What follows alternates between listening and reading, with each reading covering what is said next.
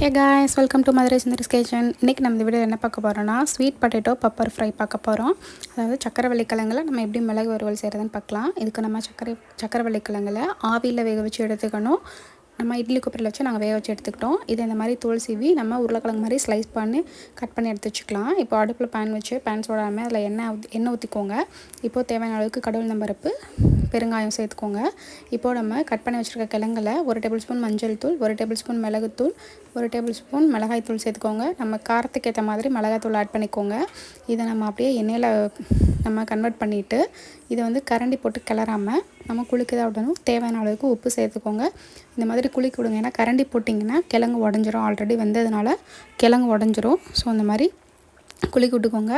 இறக்கும்போது லைட்டாக கறி மசாலா தூள் சேர்த்து இறக்கினீங்கன்னா ரொம்ப டேஸ்டான sweet potato pepper fry ready ஆகிடுச்சு. ட்ரை பண்ணி பாருங்கள். தேங்க்ஸ் ஃபார் வாட்சிங்.